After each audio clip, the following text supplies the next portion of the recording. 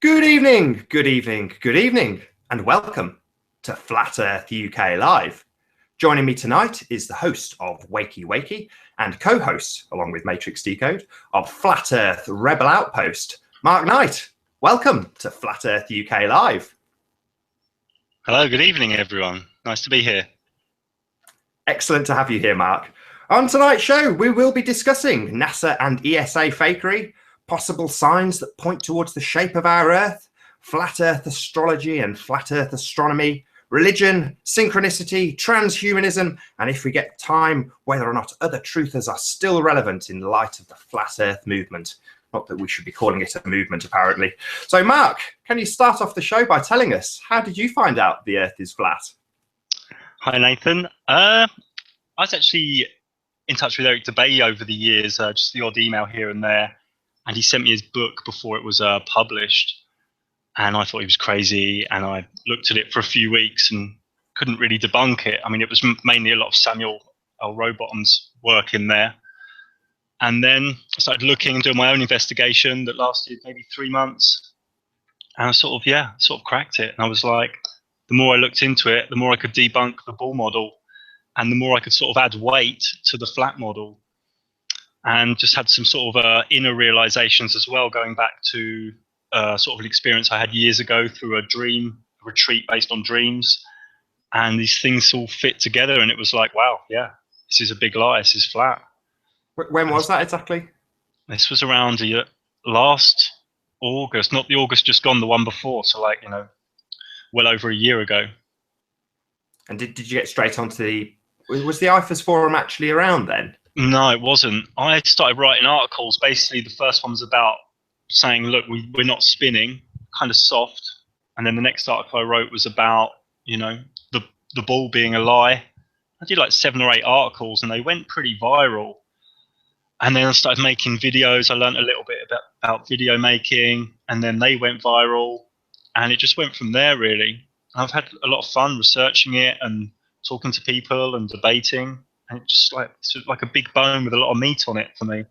Really enjoy it. I've had a lot of people actually say that you were the reason they woke up to flat Earth. I mean, does that make you feel good about the whole thing? Yeah, I don't really gain much. It's nice. It's nice, yeah. But I just do what I do for me, really, not for others. And if people pick up on some of my work and gain something from it, that's like a bonus. Because for me, putting stuff online's like, it's for me, and that I put it online shows that I have conviction in my word because I'm happy to put it public. It's not for an audience, it's for me to show I've got conviction in what I think and feel. And if people are reading that or watching that and getting something from that, I look at that as a bonus. I mean, I'd like to get straight onto your most recent video selection because it's at least for the people in Europe, it's very, very relevant. Now, as I said to Jeranism, it's the same sort of thing that the people in the States get to see time and time again. But can you give us a little bit of a talk through what your not experience, but how you felt when you saw some of the most recent ESA material?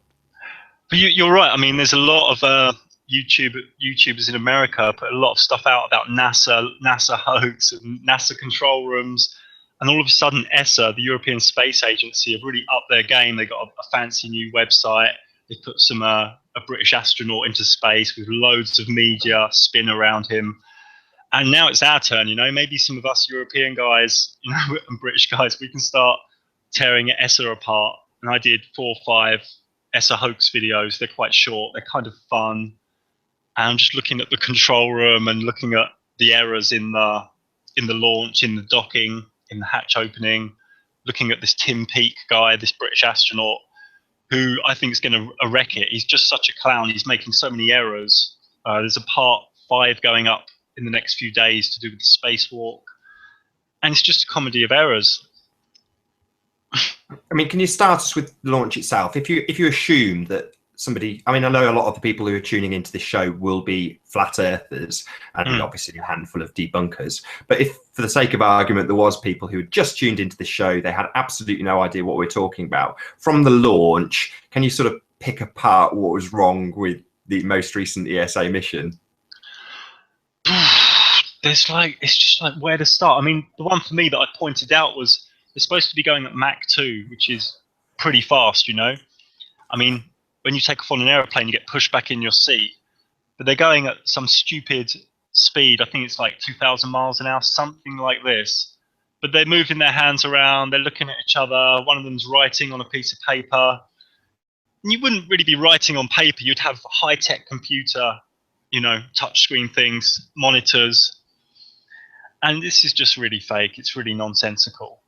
Yeah, they had this sort of dangling, like, I don't know what it was, like a pendulum. Yeah. And from what I could see, when they started going horizontal from your footage that you showed, that didn't change. It still seemed like they were going up. Yeah. So basically the firework was going up, but in the cockpit, this thing was dangling down. There's just so many errors. I mean, I pointed out a few errors, but people in the comment sections are adding their own things that I didn't see or didn't have the time to put in. I mean, it's just like, let's look at this footage and all together, let's just dissect it. Because a lot of people are laughing at us flat earthers, you know, which is understandable. We all laughed at some point, but we can then show them things like the ESSA footage and say, well, if you believe that, maybe we can laugh at you, and sort of turn the table round a little bit. I mean, that's something you seem to be really good at, you know, rather than getting caught up in the flat earth hatred, you tend to just make the ball earth a bit of a joke rather than having them laugh at us. I love that. Yeah, I think there's a gap for that. I think it's needed. I mean, did you see the harness slip? Yeah, I think that's in the ESSA hoax part 4 I did, where he did like, Tim Peake did a spin. It was like he's only been on the space station a few days. He does this spin and it's supposed to be 0G. It looks very harnessed anyway. And when he's towards the end of his spin, it's like he falls and gravity exists there. Well, that density, should we say.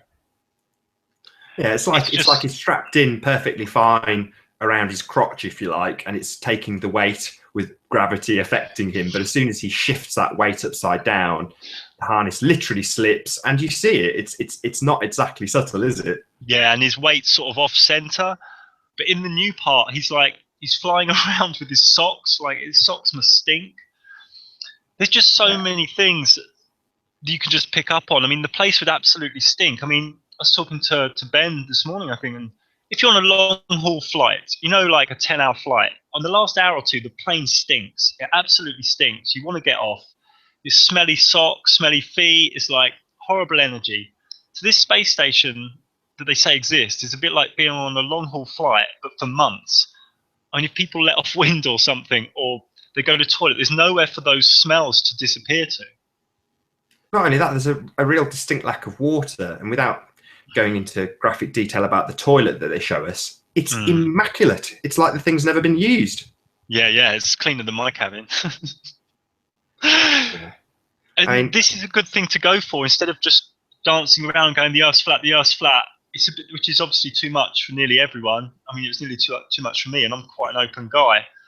Is to maybe look at these things like the space station and dissect them, and just dissect these bricks, sort of unbuild the house before we build the new house for people. Because if we make the ball Earth model look so silly, that's a good thing. That's going to help. Have you seen any of Tiger Dan's videos and ideas on things like anti-gravity?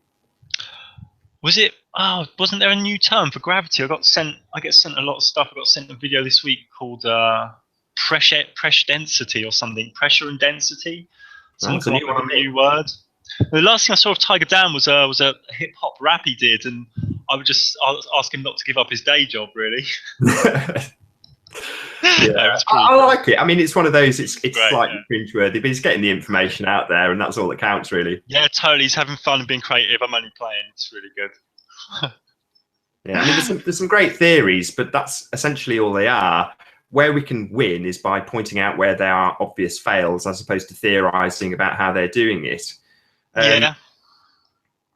I mean, now we've covered a little bit of the ESA footage. While I get control of my mouse, which isn't. Crikey. I brought the CIA Archons with me again. I apologise. Yeah, that's it. I have trouble on every show. I mean, just before the show went out, we may as well discuss this. I must have sent you 6 or 7 invites to try and get you onto the show, and none of them were successful, were they? No, I had the same as Zanny a few weeks ago. Just couldn't connect on Google Hangouts. I mean, one thing I haven't got, just to change the subject slightly, was have you ever held any religious beliefs? Not in any silo religion, really, but I mean, I've studied Kabbalah very deeply, Hermetic Kabbalah. I spent like 3-4 years studying that. Years ago, I was studying the truth movement stuff, and everyone was sort of pointing at Hermetic Kabbalah as something that was bad and evil. So I took that as a line of research and ending up falling in love with a lot of it. But I've also studied Zen, Taoism, Buddhism. I've studied a wide range of different theosophy and theology. So I don't like to label myself. Don't like to label myself as anything, but I'm pretty well studied in a lot of things, and I have my own morning practice, which tends to vary. A bit of sacredness each morning I like, and a little meditation when I can. I mean, in some of your videos, you talk about things like cleansing chakras. I mean, can you give us a little bit of an expansion on what you're actually talking about? I'm very vague about that sort of topic.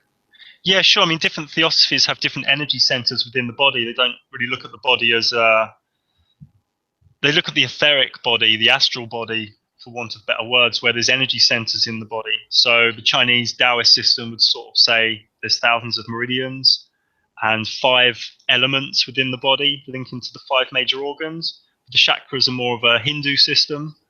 They'll look at there being 7 chakras from the base of the spine to the top of the head.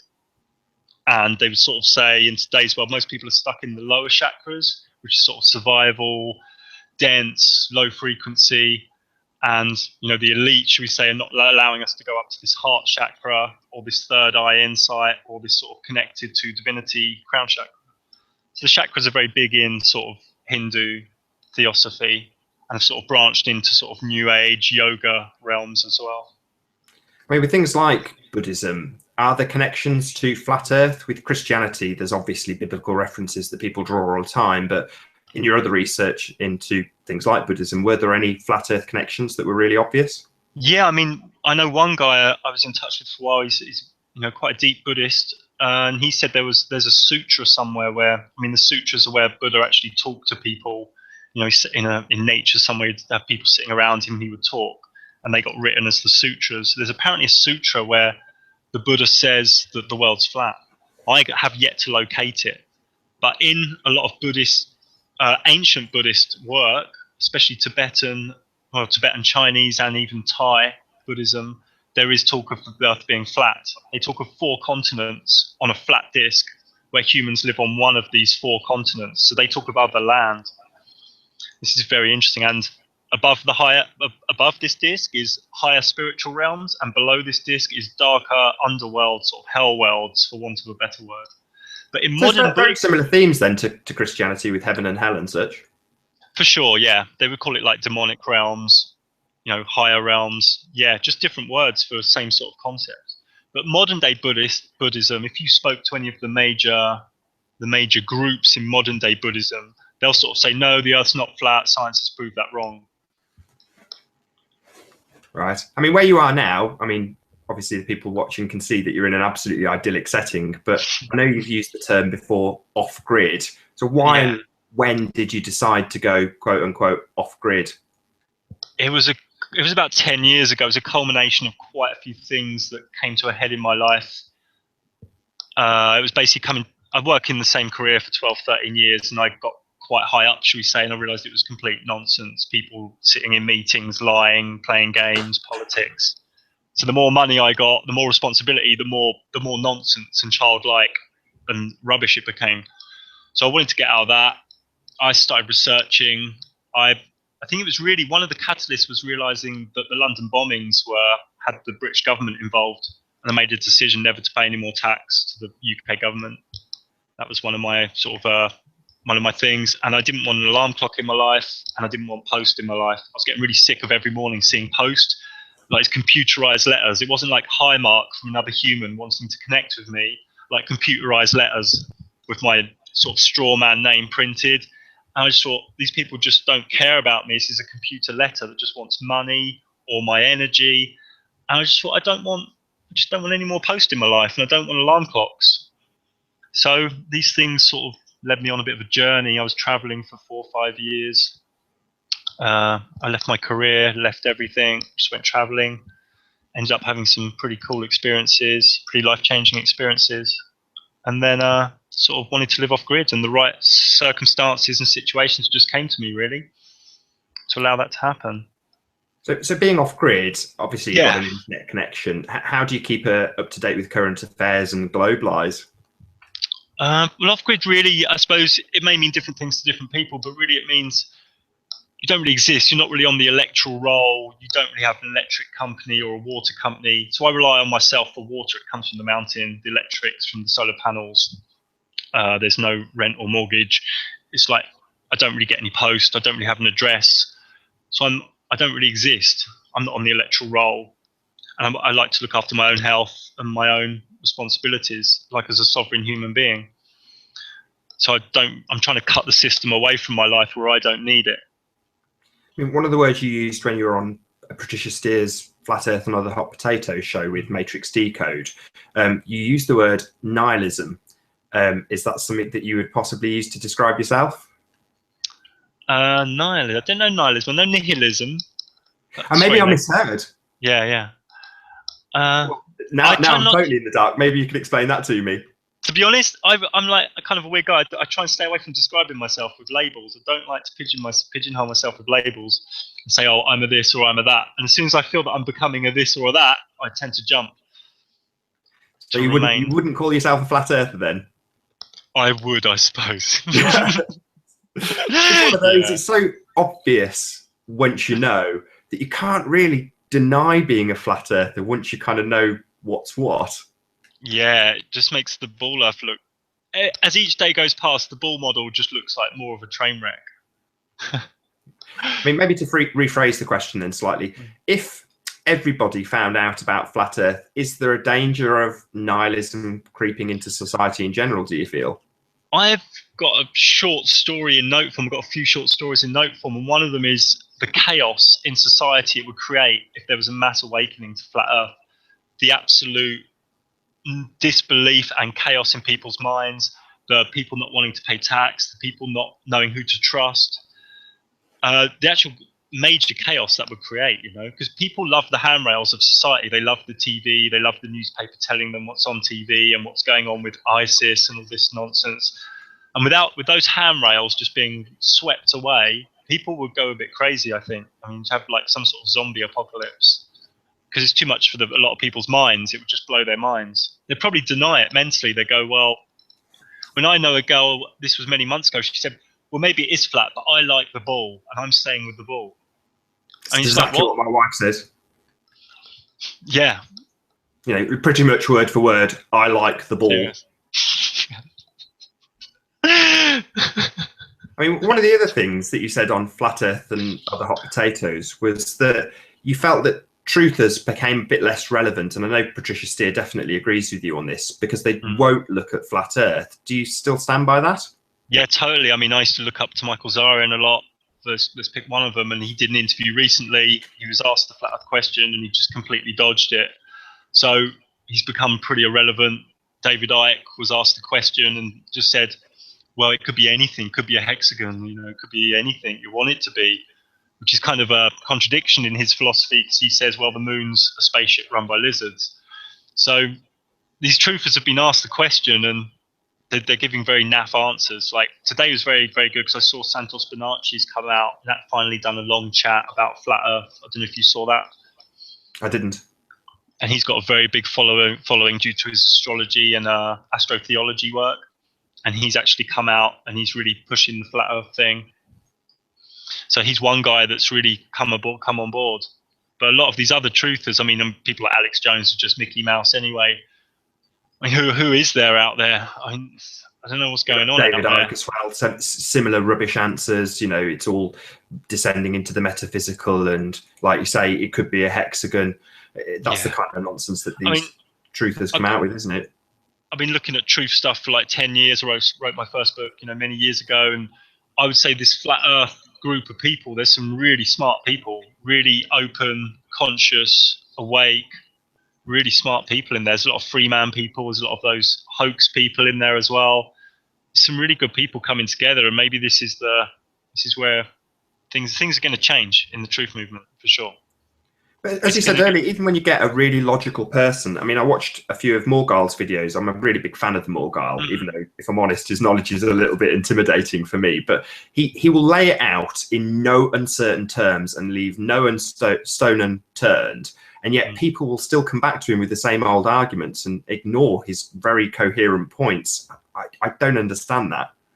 Yeah, it's cognitive dissonance. It's not wanting to let go of the handrails. It's like trying to persuade ballers is hard. It's like going into a church and trying to explain like a literal Christian, a literal Bibleist Christian, that multidimensional experience exists, because they're not going to believe you no matter what you say or what evidence you provide.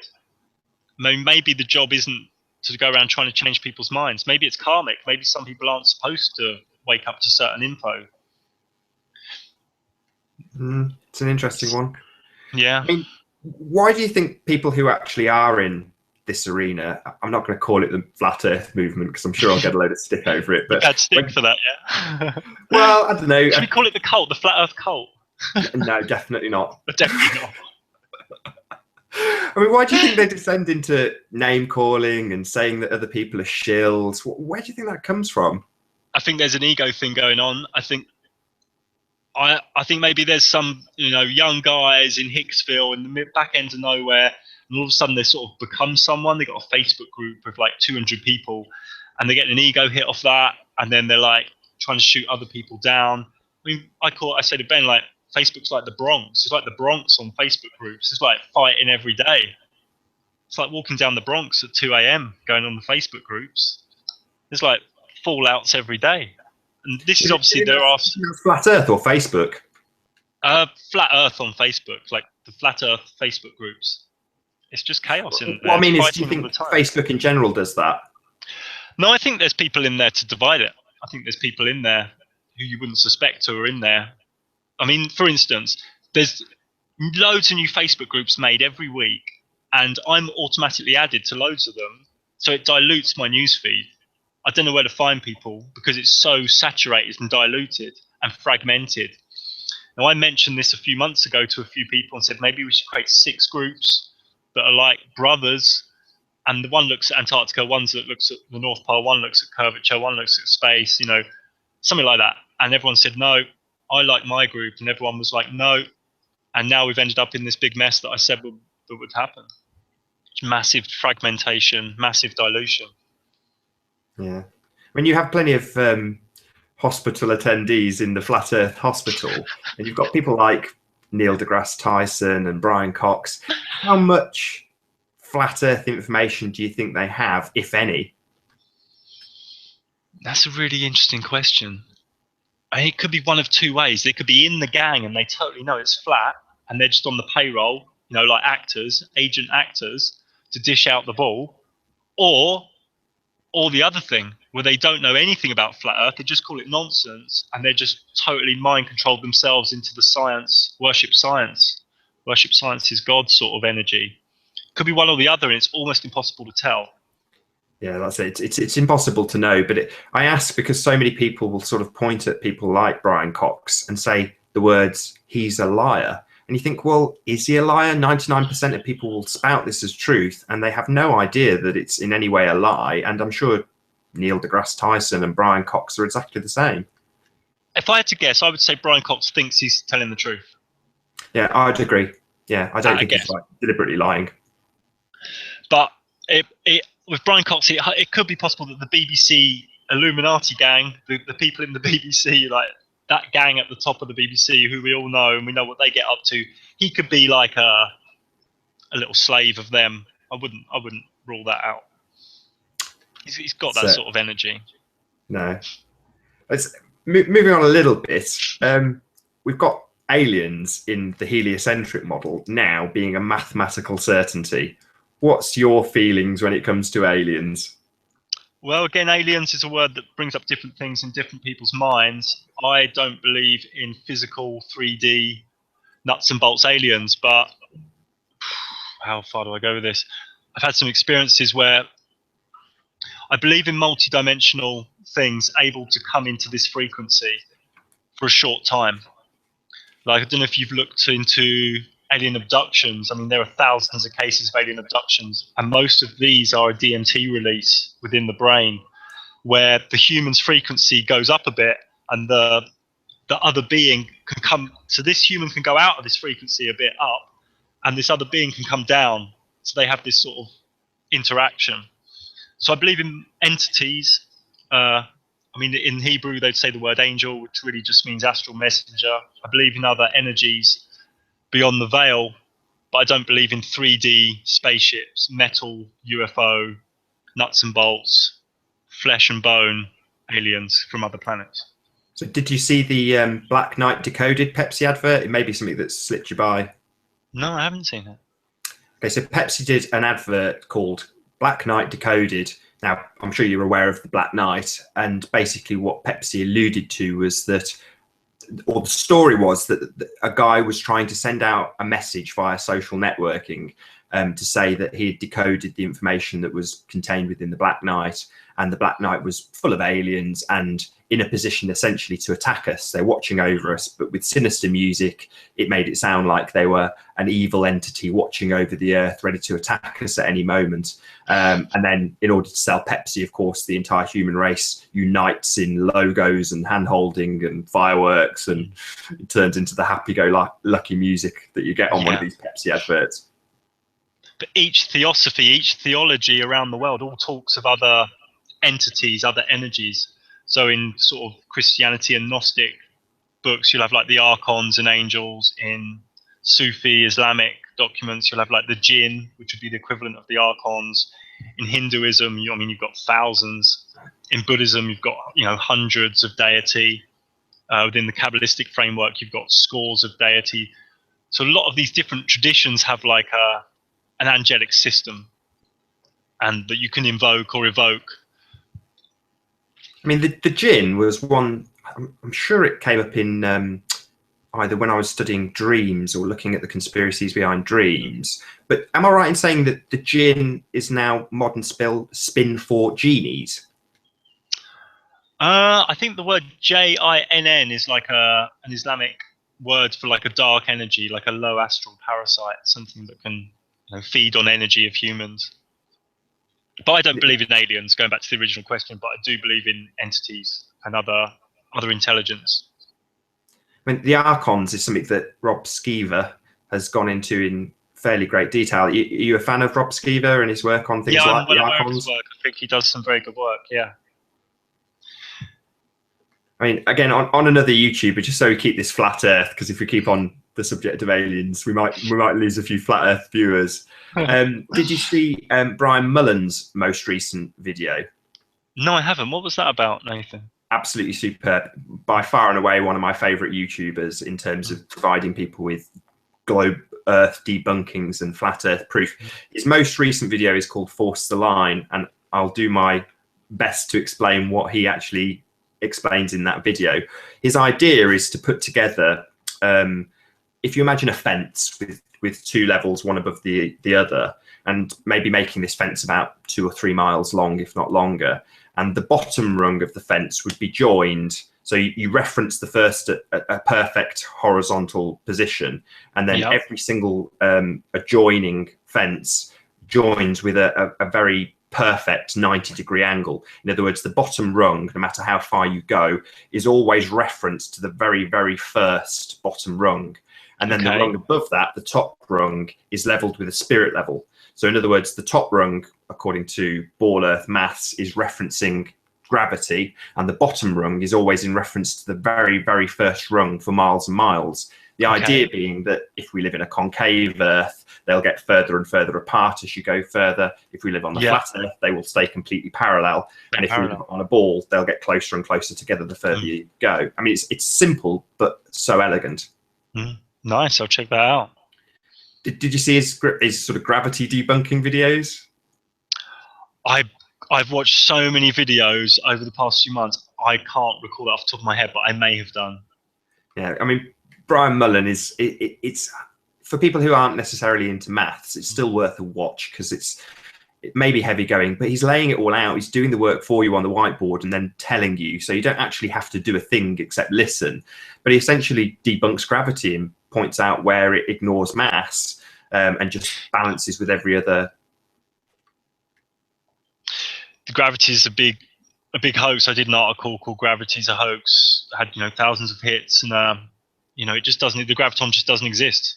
And I did an image that's quite powerful. You've got an upside down cargo ship in Australia. A boat, be one of these massive cargo boats, upside down, and gravity's holding all the water, the big metal boat, all those cargo containers. But then you could just blow a dandelion, and it just beautifully pitters into the air. I mean, that's gravity debunked there and then. That's it. Without I've getting heard into of crazy maths. some gravitons that you can buy on the black market, though. Have you heard of these? Yeah, they're mental. Tell us a little bit about the gravitons you can buy on the black market. Well, there's an advert on Ferro. We got approached by some dodgy geezers, and they wanted an advert on Ferro. So they've got a big stack of gravitons. They're little tablets, and you can take them. They said, don't double drop. Do half maybe if it's your first time. Just have a graviton. And you can have a bit of an experience where you see stuff that doesn't exist, like gravity and curvature.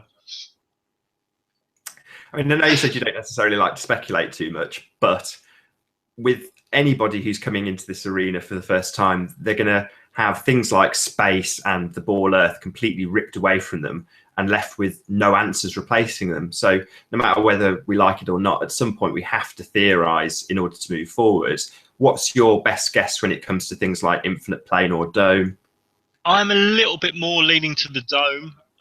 Reasons are I presented in The Edge of Awakening documentary that's had about 180,000 hits, gone a bit crazy. And I did a few chapters on the dome. I'm not completely closed off to the infinite plane. I'm not closed off to it being, we're just not going to know. And that's a mystical thing within this reality construct. These are edges of the reality construct, and maybe we're just not ever supposed to know, and we're just supposed to revel in the mystery. And that's another option that seems to be growing within me. But at the present, I would lean more towards the dome than the infinite plane. But I think maybe there are edges we're just never going to know, and it's part of the framework. And we're just supposed to revel in the mystery a little bit. Because within the flat Earth world, there's a lot of rational male minds who are like, I need to know everything. I need to know everything. Because in today's world, there are men walking around, much more than women. There are a lot of men walking around who think they know everything. Seriously, they think, I know why I'm here. I know what that's doing in the sky. I know that. There are men who think they know everything. And that's like the most narcissistic, that's like crazy narcissism plus. And you really should be quarantined or something, because that's kind of scary. You're uncovering in your videos information that gets expanded on all the time. I mean, I think the most recent example was the Libyan Glass that Tiger Dan expanded on your theory from. Can you tell us a little bit about that, or tell the audience a little bit about Libyan Glass? Yeah, I mean, some people think there could be a layer of glass around 100 kilometers up for many reasons. And there's a couple of places on Earth, but mainly Libya and Egypt, where all this sort of glass is found. It's not organic to the local area, but it's also a really strong glass that you can't find anywhere else, where humans can't make it. It's got a melting point of something like 3 times higher than a man-made glass. No one knows what it is or where it comes from. So a lot of people in the flat Earth community think it could be from the sky. So Libyan Glass is another mystery. Tiger Dan's expansion on that theory, though? Tiger Dan was basically saying that not just coming from the sky, it could potentially be, I'm going to boil this down really badly now, but part of the light bulb glass that surrounds the sun. Would you buy into that? I wouldn't buy into that without any more backing of that. But it's really healthy that people are coming up with different ideas and speculating, because I would say it's quite shilly for people to say, no, we just need to stay here with the facts and sit on our chairs and not go anywhere. I think it's really healthy that people are running around with their imaginations and coming back to the table saying, well, I had this idea, and I'm not saying it's 100% right, but what do you think about this, people? I think that takes courage, and I think it's healthy, and I think we need that, because without speculation, we're not going to get anywhere. Without ideas. The trolls love attacking it as well. When people speculate, it's like, I think Patricia Steer said, we shouldn't have to pepper every word we say with, this is just a theory and this is just my opinion. But it seems that's the case. We have to say those words, or else we'll be attacked as presenting it as proof when we know full well it isn't. Yeah. I mean, it's almost like we're at a blank canvas, because we don't trust NASA, we don't trust ESA, we don't trust the government for loads of reasons that we could talk for hours. So all that has got to be whipped away. So we've kind of got a blank canvas, and we're going back to what can I see with my eyes.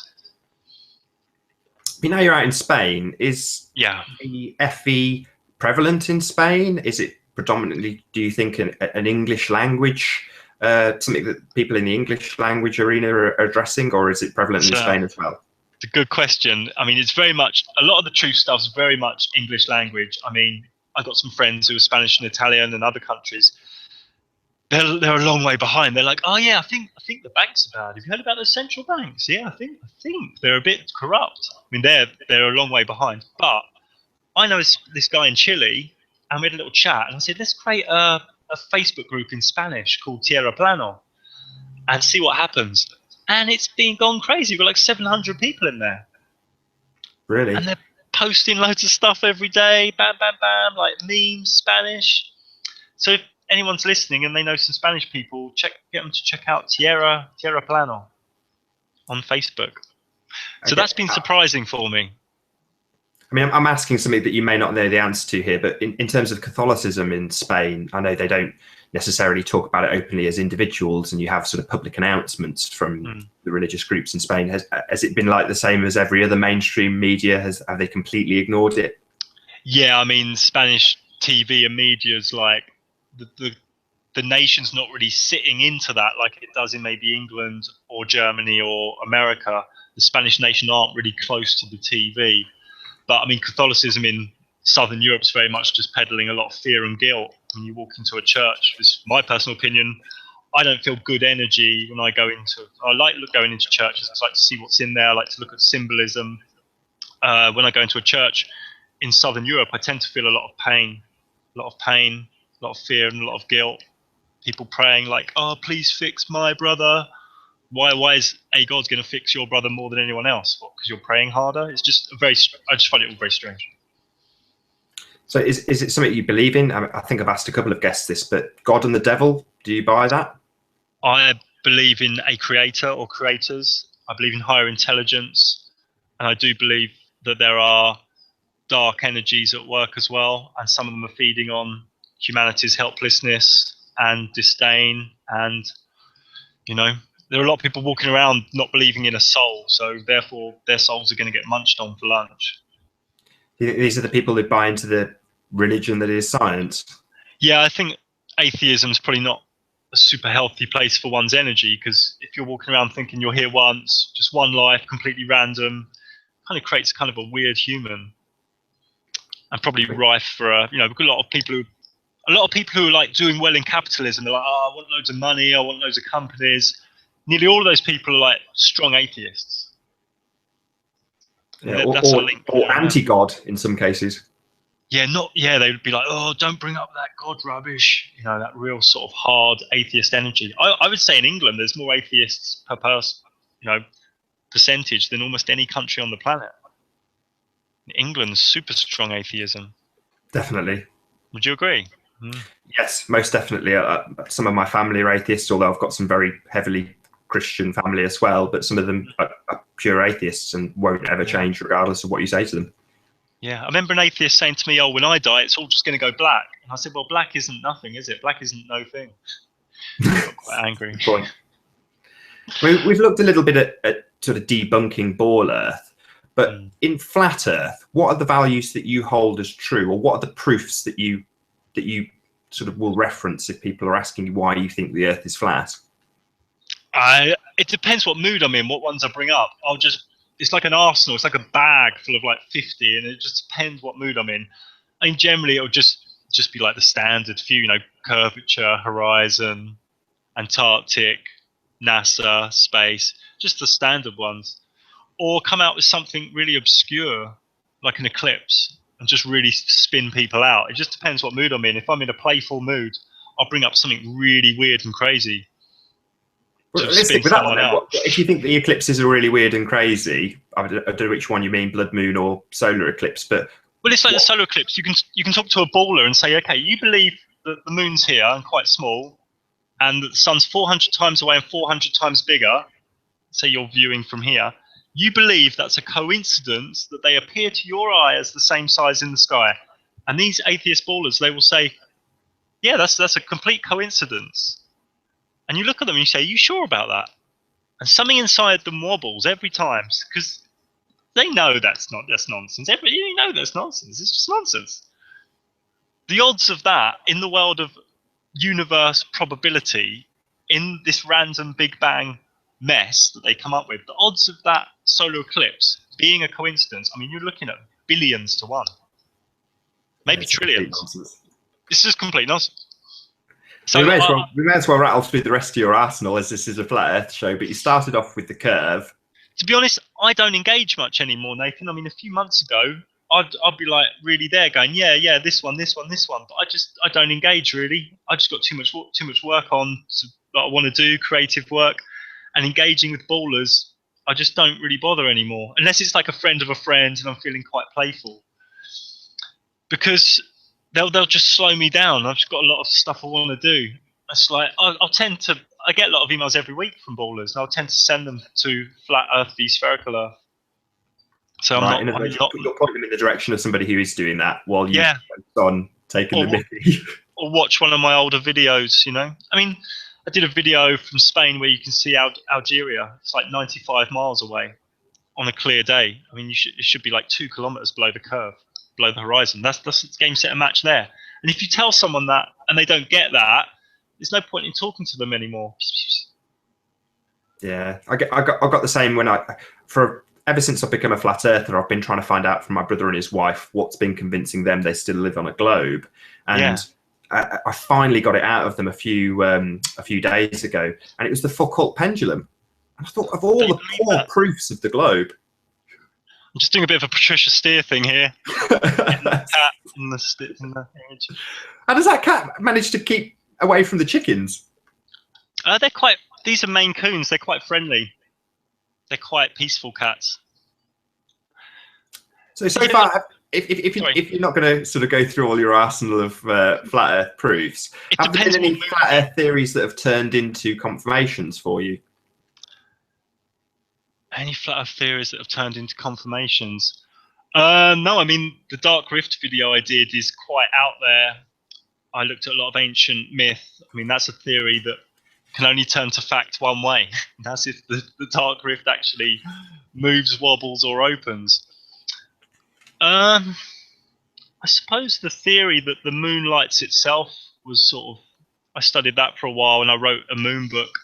So the moon lighting itself was a theory that I ended up looking into, and became a fact for me that the moon lights itself and delights itself. Did you do any specific tests on it yourself? I didn't do any actual nuts and bolts experiments. It was done with a lot of research and contemplation, as opposed to here's a test 1, test 2. But all those findings are in a free to download ebook on WaykiWayki.com.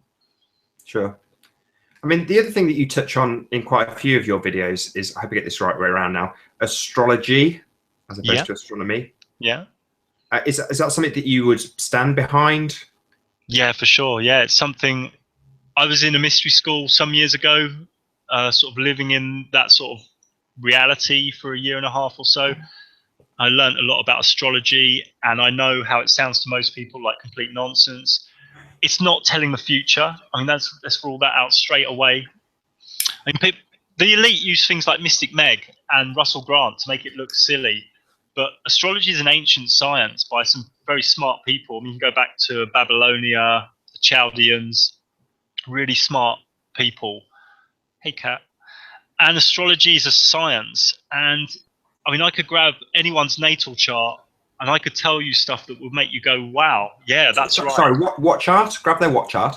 Right. When each human being's born, it's called a natal chart. The moment you're born, the wandering stars and the sun and the moon are in a specific place.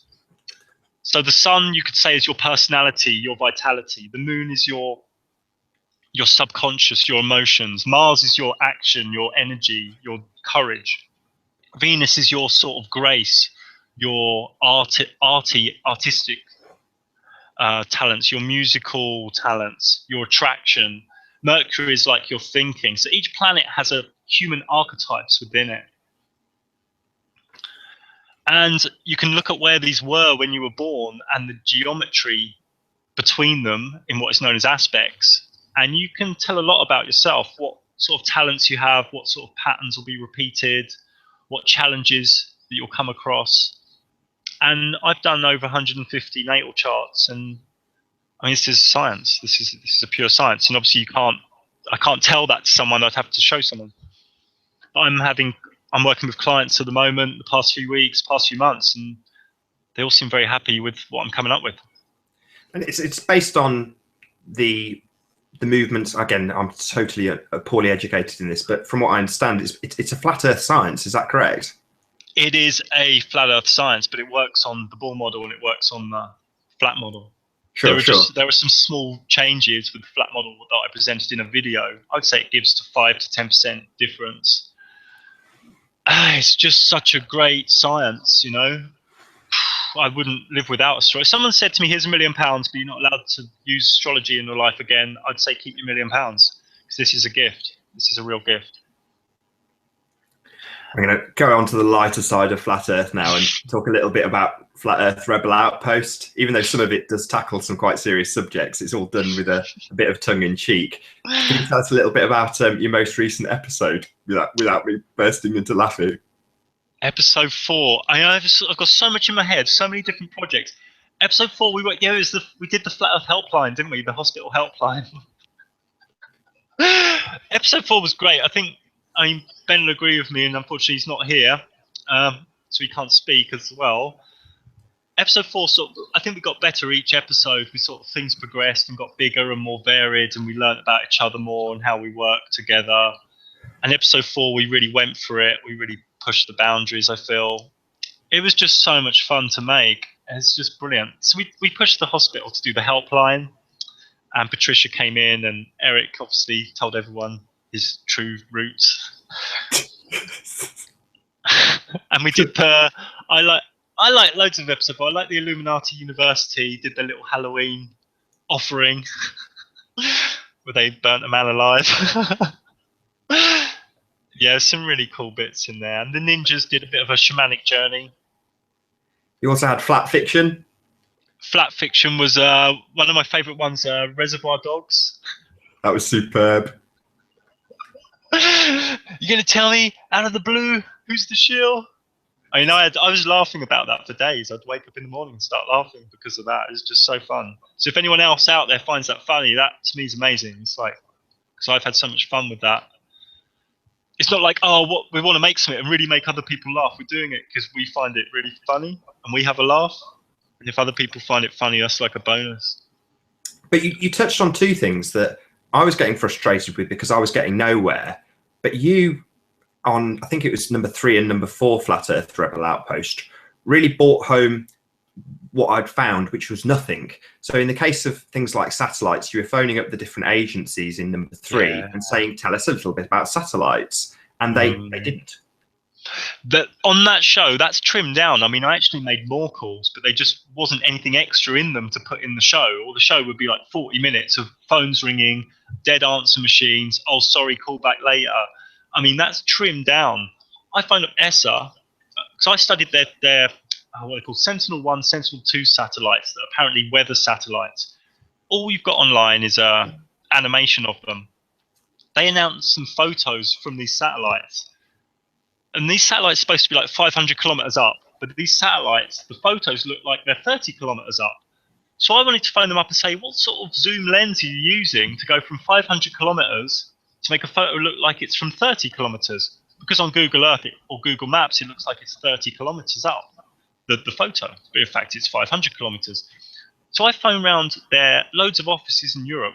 Hello, can I speak to anyone who knows anything about these Sentinel satellites? Because I want to have a little talk with you. All they could do was put me through to media and PR people. There was like no one there. It was empty, just like the control room in the ESA hoax videos. It's all smoke and mirrors. Do you think the same applies to the Antarctic race, which is the thing you covered in the 4th episode? Yeah, I do. I mean, I phoned up. There's only one website on the whole internet that really talks about this Antarctic race. I phoned up the guy and said, I want to ask you about it. He said, I don't know anything about it. I said, it's on your website. He says, yeah. I said, do you know anything about it? He goes, no. It's just, this is what we're learning. We're learning that this framework of this this system, this reality we've been led to believe is just gatekeepers and images. And when we actually speak and prod one of these edges of this sort of lying system, there's nothing there. It's just like a paper mache thing you can just push over.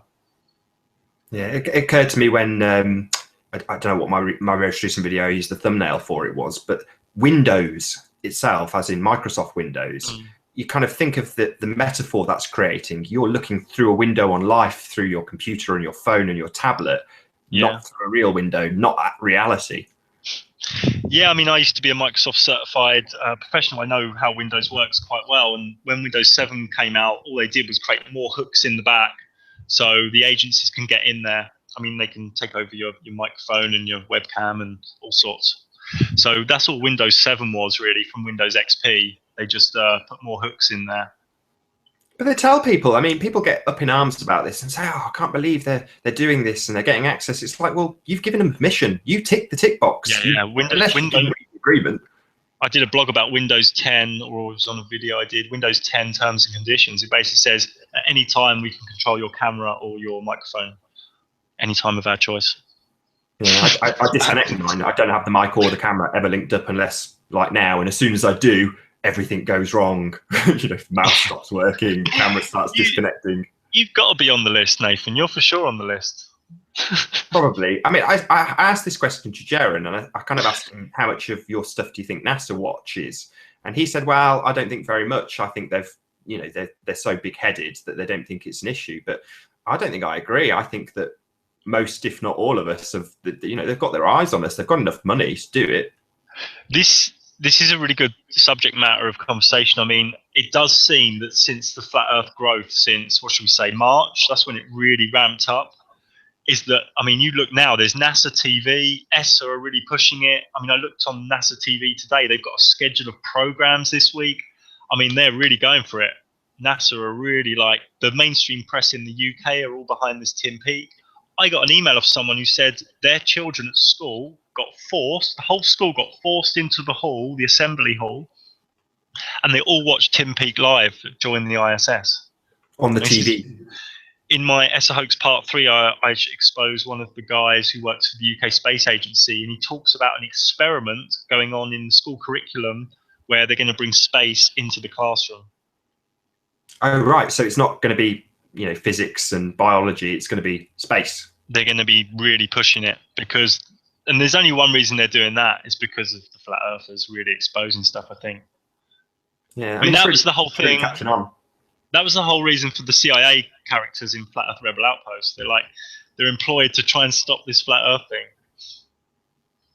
Yeah, I don't think they're succeeding. I mean, I worry that, when you hear people talking about sort of biblical references that do tie into now, one of the quotes my uncle gave was, before Armageddon or the second coming or whatever, he said, well, the Bible says the earth will fold up. What the hell does that mean?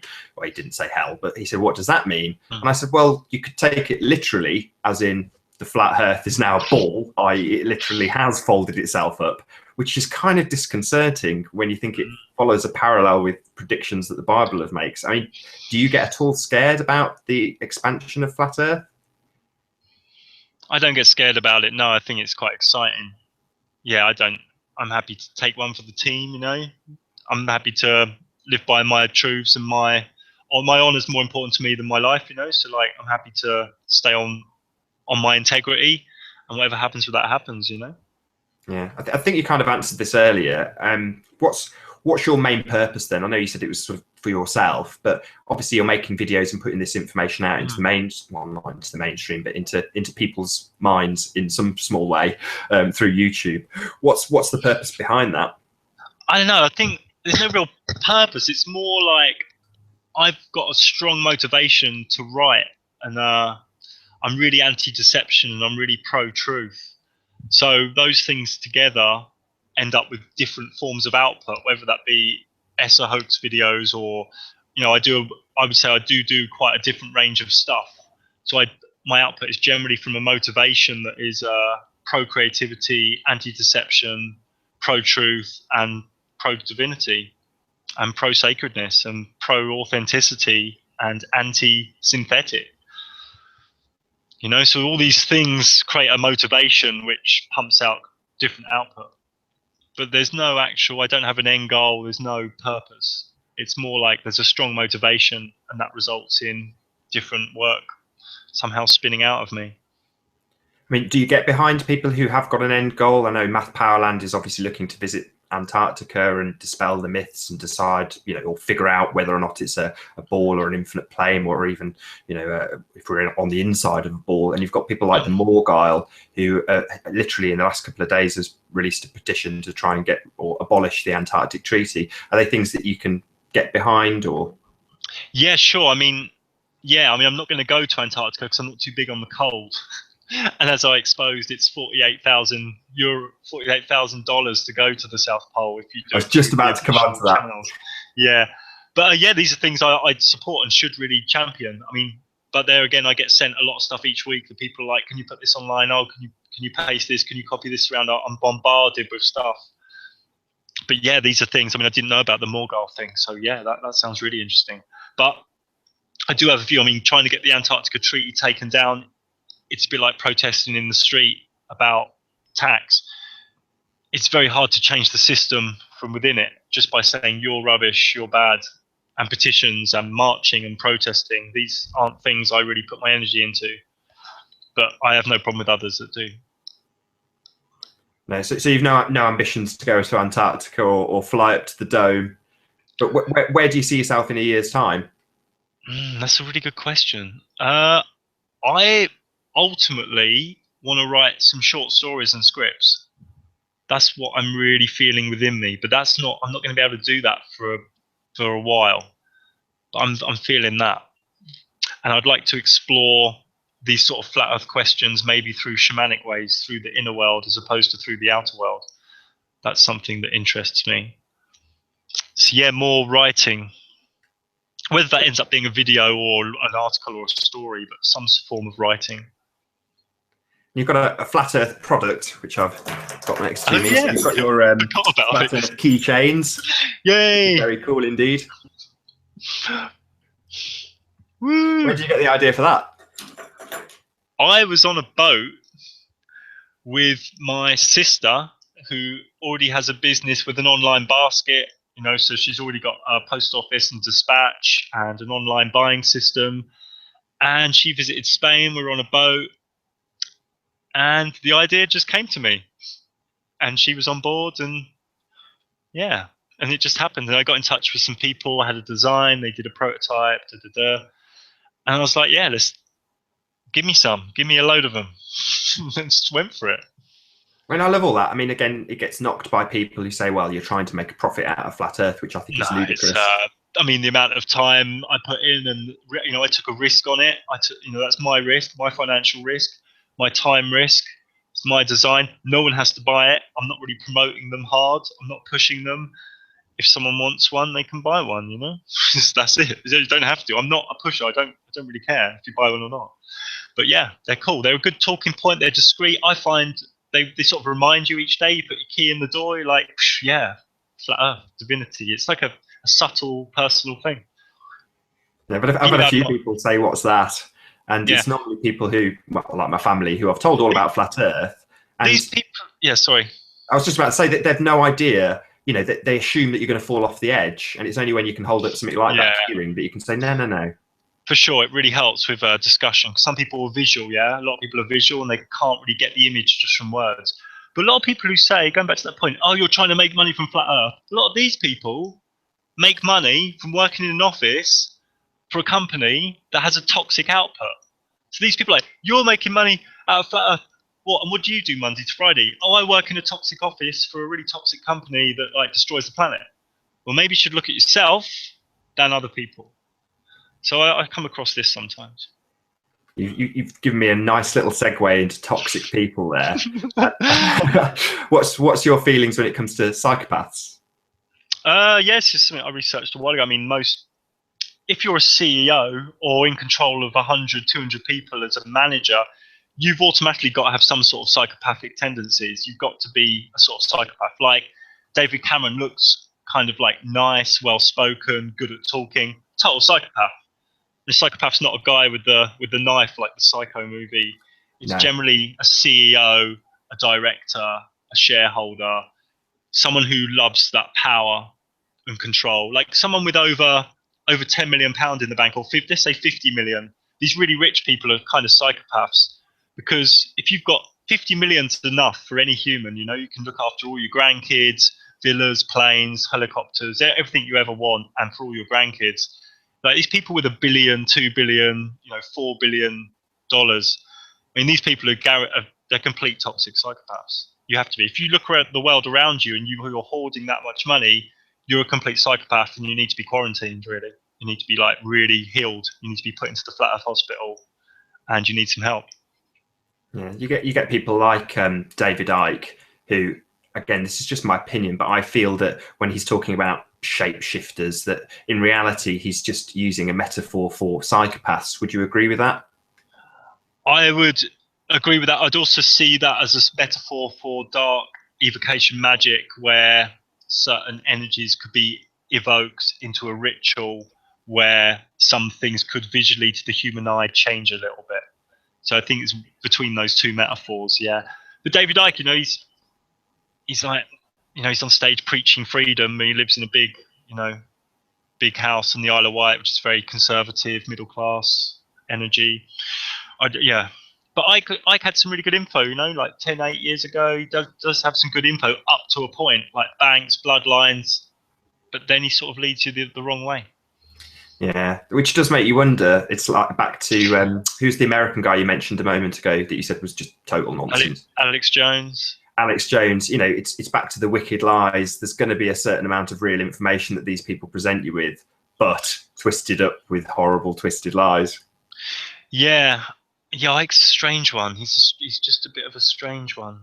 I don't really know what he's into. I mean, years ago I read his books. They're all the same. I mean, I read 7 of his books. Tales of the Time Loop, all the other ones.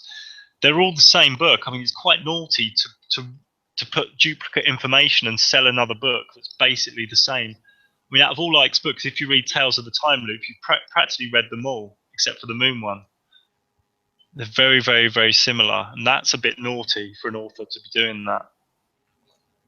Well, we're coming up on our hour. I'm going to ask one final question, which is probably the big one for most people, which is, well, I won't lead you in any way. What are your feelings on NASA?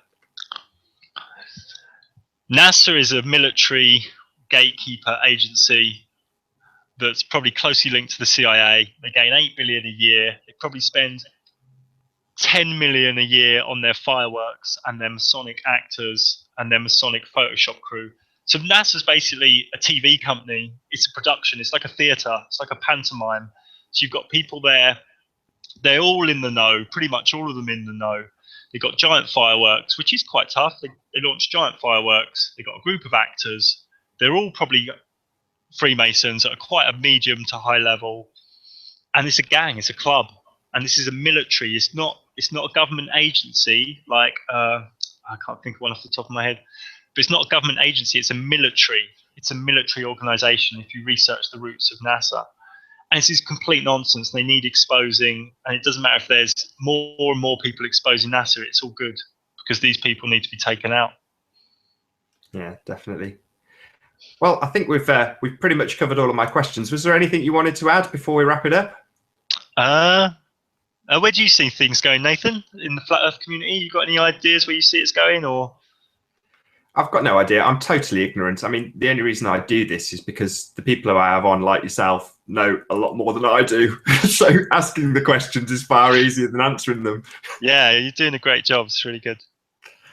It's been superb having you on the show. If you've got nothing else to add, I'll give a quick plug to your shows. So obviously WaykiWayki channel on YouTube and Flat Earth Rebel Outpost along with Matrix Decode.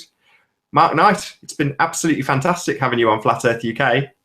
Absolute pleasure. Thank you, Nathan. The pleasure was all mine. To all of you who have joined us and have made lots of comments, I know a few of you have said that the feed has been stuttering. No surprise there. Back to the Archons. It's been a wonderful show. Thanks to Mark Knight. Thanks for watching. I've been Nathan Oakley. I'll see you all in the next video.